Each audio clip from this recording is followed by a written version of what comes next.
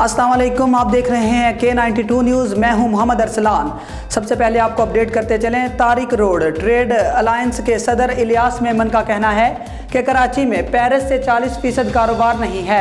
मजीद जानते हैं कराची से उम्मे हमना की इस रिपोर्ट में। जी बिल्कुल, इस वक्त मैं मौजूद हूँ तारिक रोड पर। आज हमारे साथ मौजूद है तारिक रोड ट्रेडर्स अलायंस सदर। आज इनसे जानते हैं कि आज 15 रमज़ानुल मुबारक हो चुकी है कि कारोबार कैसा चल रहा है। जी बताइएगा सदर साहब, इलियास मेमन साहब बताइएगा, आज 15 रमज़ानुल मुबारक हो चुकी है तो आप कारोबार कैसा देखते हैं? ये कारोबार तो है नहीं, 35 से 30% कारोबार, अभी कारोबार की पोजीशन बहुत है। इसलिए महंगाई इतनी हुई, परचेजिंग पावर बिल्कुल नहीं है, लोग तबाह बर्बादी हो गई। आप बताओ, इतनी महंगाई हो गई है। अभी सुना है कि पेट्रोल का दाम भी 350 रुपये हो जाएंगे, बिजली महंगी हो जाएगी, हर चीज़ मिल जाएगी। जिसकी तनख्वाह 25-30 हज़ार, 40 हज़ार, 50 तनख्वाह, वो भी घर का अपना पूरा है, या अपने ग्रोसरी के सामान खरीदेगा या क्या खरीदेगा। इतनी बुरी हालत हो गई कि पूछो मत। ये गवर्नमेंट PDM 2 गवर्नमेंट है, इस गवर्नमेंट से किसी को रिलीफ मिलने वाला नहीं है। जितनी भी अभी रमज़ान के बाद और तबाही मचा देंगे। ये किसी भी कोशिश में आम आदमी को रिलीफ देने को तैयार नहीं। आटा अपना बेच रहे हैं, अपनी बाप की तस्वीर लगाई हुई है, इससे फ़र्क कुछ भी नहीं पड़ेगा। गरीब आदमी को क्या रिलीफ मिल रहा है?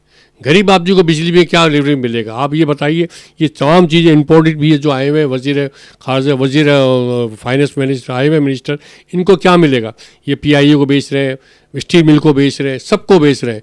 इनका अपने किसी सियासतदान ने अपना घर बेचा है कि अपना महल बेचा, अपना घर किसी सियासतदान ने बेचा है? ये अपनी तबाही के मजे। और आके साथ ही शलवार कमीज पहन लिया, वास्केट पहन लिया। इसको पाकिस्तान से क्या मदद? फाइनेंस मिनिस्टर को पाकिस्तान से क्या मसला मिलेगा? जब तक गरीब आदमी का मसला हल नहीं होगा, जब तक ये पाकिस्तान को सुधरने वाला नहीं है। पाकिस्तान जहाँ खड़ा हुआ वहीं खड़ाएगा, और महंगाई भी बढ़ जाएगी और तबाही हो जाएगी। इसमें सियासतदान 76 साल में सियासतदानों ने पाकिस्तान की ऐसी की तैसी करी हुई है, पाकिस्तान को तबाही बर्बादी मचाई हुई है। इनको 1 रुपये की लालच नहीं है। ये सारे सियासतदान हारे हुए, मैं किसी सियासतदान का कोई सारे सियासतदान हारे हुए, अपनी मजबूरी नहीं ये बैठे हुए ये।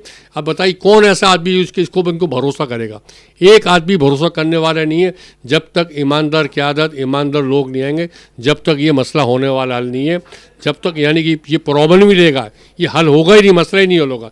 इसमें आर्मी चीफ को भी सोचना पड़ेगा, इस पर चीफ जस्टिस साहब को भी सोचना पड़ेगा।